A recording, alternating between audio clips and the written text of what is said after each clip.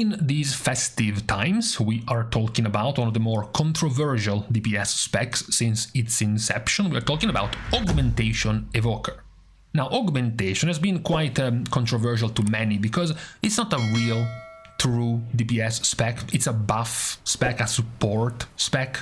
You are essentially the beta simp guy who buffs others to get its damage from not big numbers coming from you, but rather from supporting others, which is never quite the most popular of the archetype of roles when it comes to doing damage. So even in its most popular meta seasons in Mythic Plus, which have been quite a few, because Season 2 and 3 and 4 of Dragonflight and even this first season of The War Within, Augmentation was the meta pick in Mythic Plus. However, the biggest power they had, as Blizzard kept trying to nerf them season after season, wasn't really their damage, wasn't really their offensive power, but rather the defensive power. As you know, it's been a couple of expansions already. The strongest toolkit in the meta of Mythic Plus isn't to do as much damage as possible, isn't to have a min-maxed damage to time the key by the last second, but rather being able to stay alive. Even if you look at the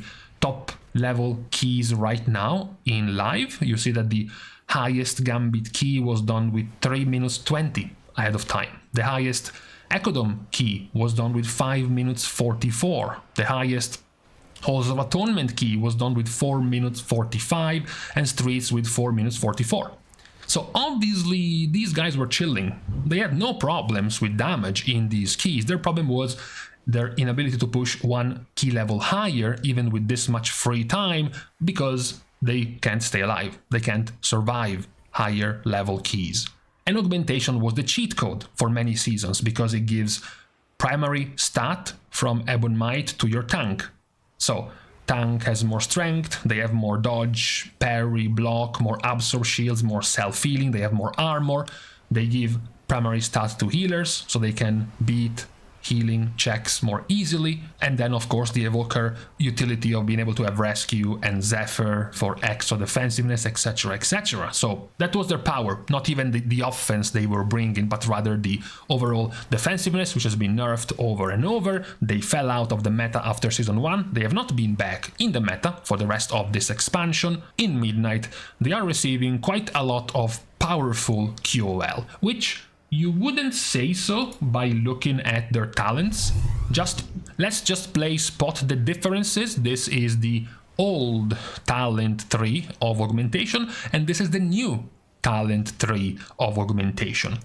You can kind of see like two icons being different in there, but not much else. There have only been very, very few pieces on your talent tree changed. Now, what are the absolute best in this set of QL additions coming for Augmentation Evoker? The first one is a QL that is good for you to not feel rushed when you're playing in your cooldown Breath of Eons, because now your imminent destruction discount of eruption is no longer tied to a 15-second timer. Instead, now it's endless. Your next 6 eruptions are discounted, period. You don't have to worry about fitting them within your 15-second window after your cooldown. You can just take your time and spend them. That's the first good one. The other very good one, which is then enables a snowball of good QOLs, is Inferno's Blessing. This was a simple talent which gave your Fire Breath a buff to all 4 players you had affected with Ebon Might, with a chance to do extra fire damage. Now it has been changed, because now the buff only goes to 1 nearby ally, 1 of your players with Ebon Might, not 4. So technically it feels like it's been nerfed by 4 times, because before it tagged 4 players, now it tags only 1. However, the damage has been increased accordingly. Now your main stat, instead of being multiplied by 0.88, is multiplied by 3.5, which is, 4 times as high. So the damage number is the same. However, this gains a massive bonus because of Motes of Possibility. This talent, making your eruption have a 25% chance to form a moat on the ground, and if you pick up the moat, you gain one of your available buffs. Now before, this was a problem because of the available buffs you had Inferno's Blessing, which was terrible because the value you would get by picking it up was split amongst 4 targets. Since the buff was meant to be split amongst 4 targets, even if you picked it up from the mote, you were only gaining a very small number. Imagine if it was, instead of being a single buff giving you a 50% crit buff to a single player, a buff that gave 5% crit chance to 10 different players. Even though the number is the same, if you were to pick up that buff from the Mote of Possibility, you are only going to get a 5% crit chance buff, which is very small. Instead, now that Inferno's Blessing has been condensed into hitting much harder on a single player, picking it up from the Motes of Possibilities mote on the ground is much more valuable. What made it even better in terms of QL for your Motes of Possibility is the other new talent, Clairvoyant.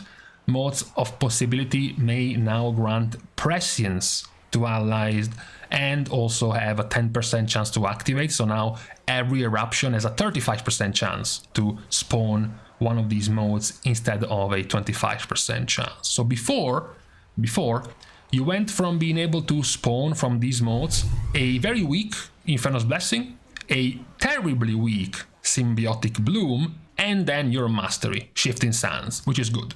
So before, modes only had 1 decent buff out of 3. Now you still have Shifting Sands, you have a significantly buffed 4 times as strong Inferno's Blessing to pick up, and now you also have the chance to pick up Prescience.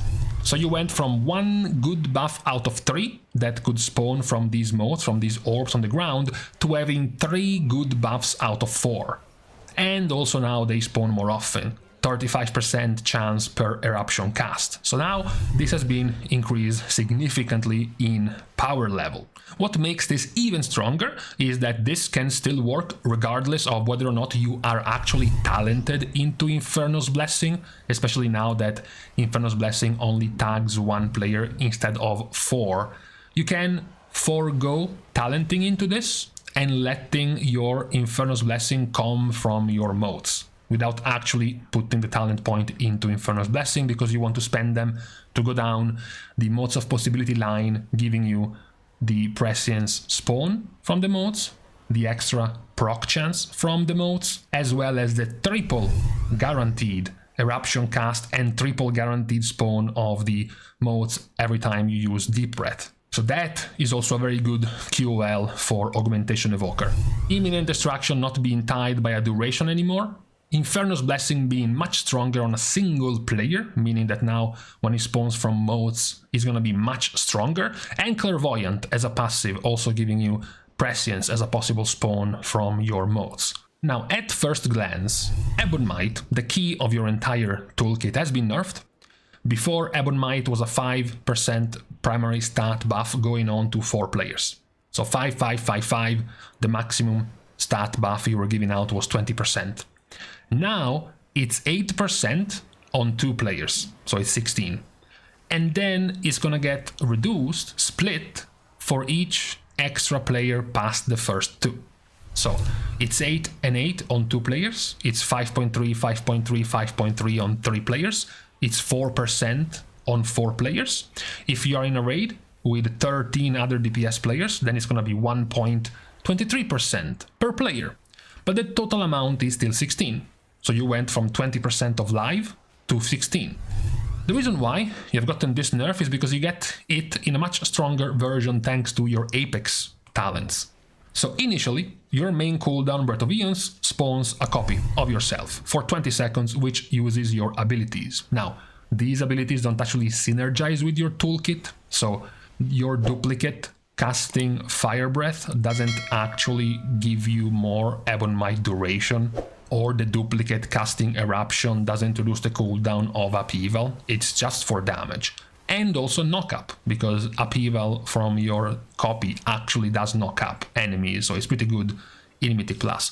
The other Apex talent is still decent for the extension. Anytime you extend Ebon Might, now you also extend your copy. This means that your copy, which is a default of 20 seconds, can go well past 40 seconds in duration, even 50 seconds of uptime of this copy. What makes this very good, which is a lot of your damage increase currently in Midnight, is the last point of your Apex talent. While your duplicate is active, and for as long as it is active, your Ebon Might grants double stats. So if we go back to our little drawing, suddenly all of this is doubled. Now the baseline, as long as your copy is out, is 16% and 16% to 2 players. And then it's going to be 10.6% to 3 players. It's going to be 8% primary stat to 4 players, and lastly 2.5% primary stat to 13 other DPS. So yes, the baseline now of Ebon Might is 16% primary stat instead of 20 that you have in live, but it's gonna get buffed up to 32% baseline primary stat buff in Midnight as long as your copy is out. And as of right now, your copy can be out for nearly 60+% uptime during a fight, which still would put your average primary stat buff somewhere in the 24 to 25% average primary stat, which is still more than what you're giving out in live. So it is still an overall net buff, and this is what will hugely impact your overall damage. Your Ebon Might buff is now easily your #1 source of damage because of this doubling from your duplicate. Now, unlike many other boring, simple and streamlined tier sets, yours adds a bit more nuance to your playstyle because the 2-piece set bonus makes your eruption extend Ebon Might by an additional 0.25 seconds. And more importantly, as long as Ebon Might is running, you don't just do more damage, but you also have 20% faster cooldown on your upheaval and your fire breath, which means you can get upwards of 7+ second cooldown reduction on your upheaval and some 5-something second cooldown reduction on your fire breath. As long as you use them as you enter Ebon Might, you will get a full duration cooldown reduction available from this tier, which is also important because now it makes it possible for you to have at least 2 uses of upheaval and at least 2 uses of fire breath inside of a single Ebon Might.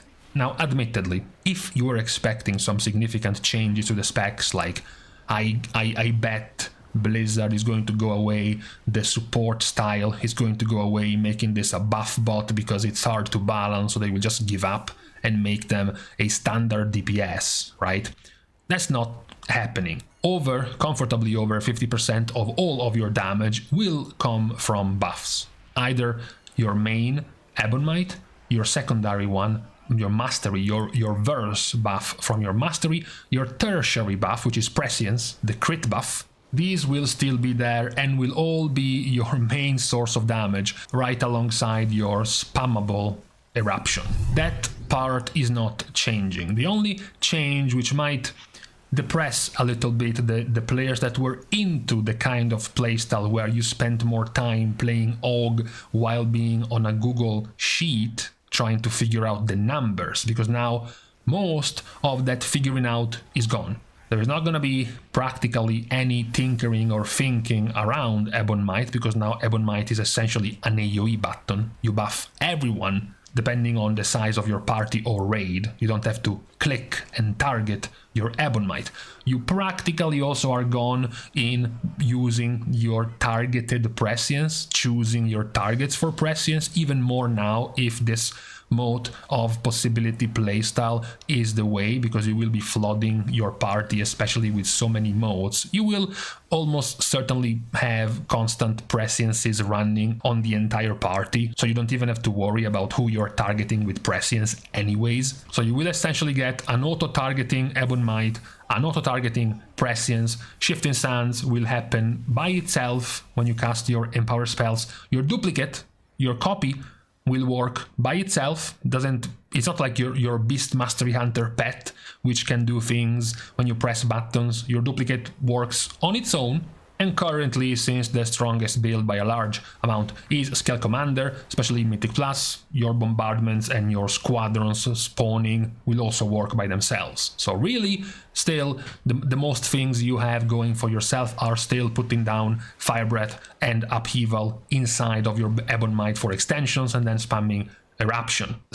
You still have some remaining skill expression in knowing when it is time to let your Ebon Might drop and to start banking and stockpiling your essence and your procs of essence burst, so you can enter a new Ebon Might with full essence and with 2 essence bursts. So you already have stockpiled 1, 2, 3, 4, 5 casts of eruptions from your resources, as well as if you want to extend Ebon Might with your Upheaval or Fire Breath, or hold them for your next Ebon Might.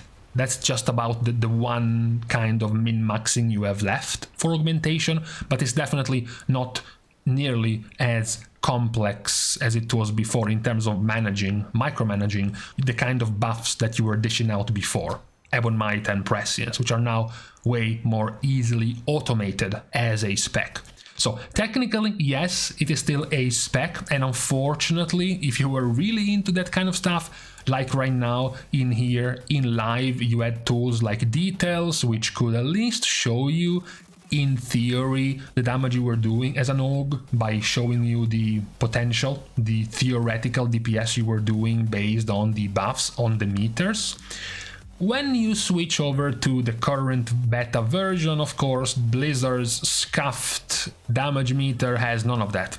So your damage will be tank to below tank level now, without any way of assessing your performance from the damage meter. You will have to go to the logs. You will have to go on a third party to check things like the uptime of your Ebon Might, the uptime of your Prescience, the cast of your Breath of Eons. You will not really be able to see any of that in game because the current damage meter is doing a pathetic job attributing the damage to the Augmentation Evoker. So that will be even more evident in Midnight. It took us like 3 tiers, almost a full expansion for damage meters to be able to actually be updated and catch most of the Aug's damage and attribute it to the Aug. And now in the new expansion we are losing all of that. So we are back to the Stone Age, and Aug will not really have much of any damage attributed to them, besides the few damage spells they have for themselves. But in terms of changes, still, as we have seen from the talent trees, despite the fact that they seem almost identical and very few things have changed, the few things that did change were positive. You had, as we said, barely any of the talents changing. You had Rockfall being replaced for Ignition Rush, which is just an overall better talent, period. A few other QLs, like saving you some micromanaging with your blistering scales by talenting into regenerative kitting, making your scales endless now. They no longer have charges, which is good. The perhaps only downside we can see right now in this updated talent tree is that your bottom third of your talent tree is pretty empty, in the sense that you are pretty much taking all of the strongest talents without really much of any kind of diversity in the choices. Don't think anything like, I'll take this for single target, I'll take this for AoE, I'll take this if I want to play more about buffing, or this if I want to play more about my own damage. There is nothing of the sort right now for augmentation, as the left line or talents are all pretty bad, and the right line of talents, as mentioned, currently is kind of outclassed by the Motes of Possibility, buffing players with Inferno's Blessing, not making it nearly as needed for you to take the actual talent. That's the one weakness. The second one perhaps is your talent choice between Chrono Warden and Skill Commander. Skill Commander being somewhat better simply due to how much power it has been put now in the casts of Breath of Eons, because Breath of Eons is what spawns your clone, so you want your breath as often as possible. And of course, Skill Commander has cooldown reduction from bombardments, reducing the cooldown of your Breath of Eons, something that Chrono Warden isn't getting nearly as well as at the moment. So it does make Skill Commander the easiest choice at the moment for augmentation. But overall, it has received good QLs, good improvements, quite a good amount of talents have been made much more usable and much more interesting, starting from the Motes of Possibility as an entire talent line, as well as, but this could be a double-faced coin, which could be a positive for some and a negative for others, which is the overall simplification of the spec in the targeting of your Ebon Mites being completely gone, and the targeting of your Presciences being almost completely gone, making the spec more straightforward now, even if it does still remain solidly a buff-based spec. So This is what we can see right now for augmentation in the Midnight Beta. We can still say overall a pretty positive set of changes for the spec. So for today, in the middle of this holiday season, it is now time to leave each other. We're starting the goodbyes by thanking everyone for having watched the video, together with, of course, everyone else who's been supporting completely for free by liking and commenting down below, as well as subscribing to the channel itself. Now, with these things out of the way, thank you guys again for watching. See you guys tomorrow, and in the meantime, we got close in the last few days. I think we went as low as 3 degrees, but not quite snow level danger enough.